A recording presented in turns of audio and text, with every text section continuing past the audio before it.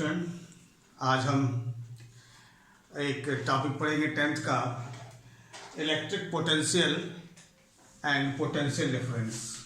Topic है electric potential and potential difference. ये हमारा टॉपिक रहेगा आज का। पहले हम सीधे डेफिनेशन पे जाते हैं कि पोटेंशियल इलेक्ट्रिक पोटेंशियल का डेफिनेशन क्या है। तो इलेक्ट्रिक पोटेंशियल का डेफिनेशन है work done for moving a unit positive charge from infinity to any point in the electric field is called electric potential at that point. यानी कि work done for moving a unit positive charge from infinity to any point in the electric field is called electric potential at that point. Then पहले हम electric field के बारे में जाने। Electric field क्या है? इलेक्ट्रिक फील्ड देखिए, suppose कर लीजिए आपने मैग्नेट तो देखा होगा। एक मैग्नेट है आपके पास, ये रहा आपका मैग्नेट, दिस इज मैग्नेट। अगर इस मैग्नेट से कुछ दूर पर एक मेटल पीस आप रखते हैं तो आपने देखा इस मेटल पीस को यह मैग्नेट अपनी तरफ अट्रैक्ट नहीं कर पा रहा। लेकिन जैसे ही इस मेटल पीस को थोड़ा थोड़ा आगे बढ़ाते हुए अगर एक पर्टिकुलर इस पॉइंट पर ला देते हैं तो हमने देखा कि अब इस मेटल पीस को यह मैग्नेट अपनी तरफ क्या कर ले रहा है? अट्रैक्ट कर ले रहा है। मीन्स कि कहीं ना कहीं यहां पर जब मेटल पीस आ रहा है तो यह फोर्स अप्लाई कर पा रहा है, इसके पहले यह फोर्स अप्लाई नहीं कर पा रहा। मतलब इस मैग्नेट के चारों तरफ इसके सराउंडिंग में एक ऐसा फील्ड है जहां पर इस मेटल पीस को लाने पर फोर्स अप्लाई हो रहा है, अदरवाइज अप्लाई नहीं हो रहा है। तो हम ये कह सकते हैं कि इस मैग्नेट के चारों तरफ एक फील्ड है, उस फील्ड का नाम आप लेते हैं क्या? मैग्नेटिक फील्ड है। ठीक वैसे ही जब कोई चार्ज आप कहीं पर रखते, सपोज कर लीजिए आपने एक प्लस क्यू चार्ज रखा, तो इस चार्ज के सराउंडिंग में एक ऐसा फील्ड होता है जहां पर आप किसी दूसरे चार्ज को ले जाएंगे इस फील्ड के अंदर तो इसके ऊपर यह चार्ज फोर्स अप्लाई करेगा। चाहे वह फोर्स अट्रैक्शन का हो सकता है और चाहे वह फोर्स किसका हो सकता है? रिपल्सन का हो सकता है। वो डिपेंड करेगा कि उस चार्ज का नेचर कैसा है, निगेटिव है या पॉजिटिव है। तो हम इलेक्ट्रिक फील्ड को थोड़ा सा इसका बेसिक बस जान लिए कि किसी चार्ज के सराउंडिंग में एक ऐसा फील्ड जहां पर कोई दूसरा चार्ज ले जाने पर एक फोर्स ऑफ अट्रैक्शन और रिपल्सन फील करता है, उस फील्ड को हम बोलते हैं क्या? Electric field. इसके चारों सराउंडिंग में होगा। अब हम स्टार्ट करेंगे कि हमारा इलेक्ट्रिक पोटेंशियल क्या है या इलेक्ट्रिक पोटेंशियल डिफरेंस क्या है। तो पोटेंशियल डिफरेंस को हम पढ़ने के लिए अब फिर वापस आते हैं चार्ज के बारे में। चार्ज हम जान गए कि चार्ज के चारों तरफ एक फील्ड होता है जिसका हम इलेक्ट्रिक फील्ड बोलते हैं। सपोज कर लो हमारे पास एक चार्ज है प्लस क्यू। अब हमें ये पता चल गया कि इसके चारों तरफ सराउंडिंग में एक फील्ड है। जब बोर्ड पे आप देख रहे हैं 2D में ही नहीं है, ये 3D में, चारों तरफ इसके चारों तरफ फील्ड होगा जहां पर ये फोर्स ऑफ अट्रैक्शन और रिपल्सन को फील करेगा। एक दूसरा चार्ज हमने प्लस क्यू नॉट रखा।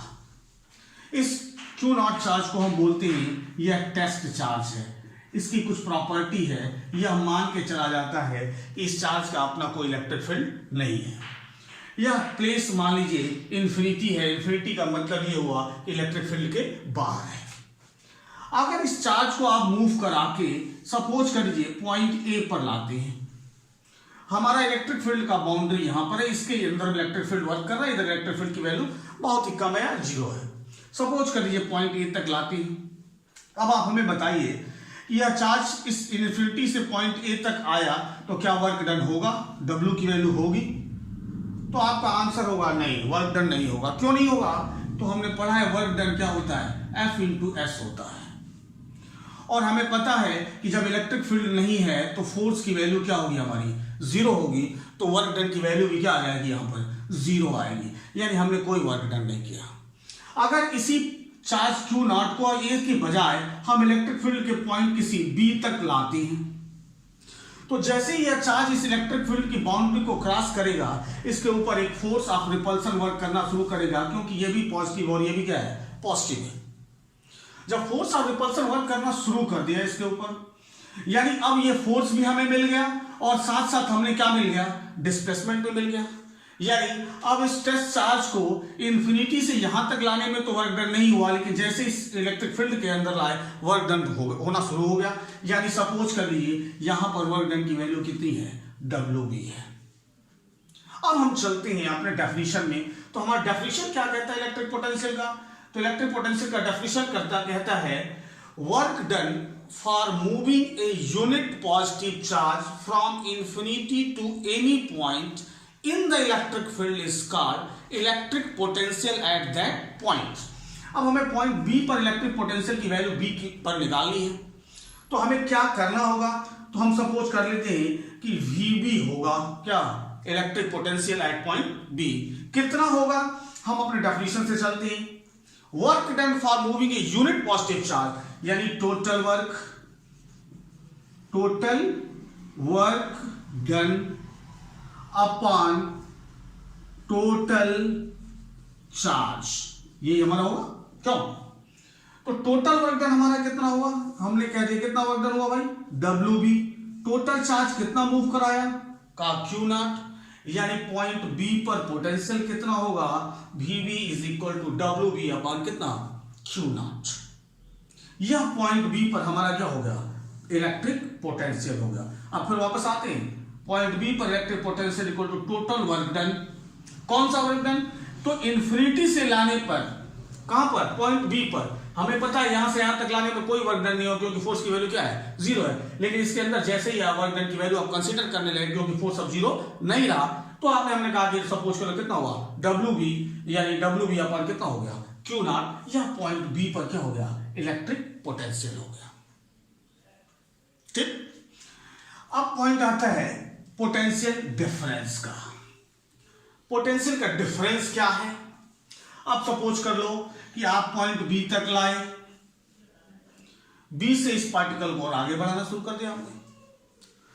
तो हालांकि आगे के किसी क्लास का है, बट एक फार्मूला आपको पता होगा, कूलॉम्स लॉ होता है, F इक्वल टू 1/4 या 1/4 आप रहने दीजिए, केवल K लिखिए कांस्टेंट, Q1 Q2 अपॉन क्या, R²। जहां पर Q1 एक चार्ज है एंड Q2 क्या है, दूसरा चार्ज, इसके बीच की डिस्टेंस कितनी है, R है। तो इनके बीच जो फोर्स ऑफ अट्रैक्शन और रिपल्सन होगा उसका फार्मूला होता है F equal to K Q1 Q2 upon R²।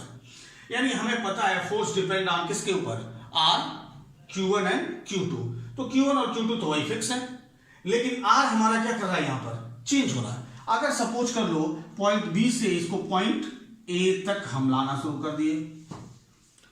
अगर पॉइंट A तक लाया हमने, तो हमको पता है कि इन दोनों चार्ज के बीच की डिस्टेंस क्या हो रही है, डिक्रीज कर रही है। जब चार्ज के बीच की डिस्टेंस डिक्रीज करेगी तो फोर्स की वैल्यू क्या करेगी, इंक्रीज करेगी। यानी A तक लाते हुए वर्क डन की वैल्यू कितनी होगी, सपोज कर लो WA।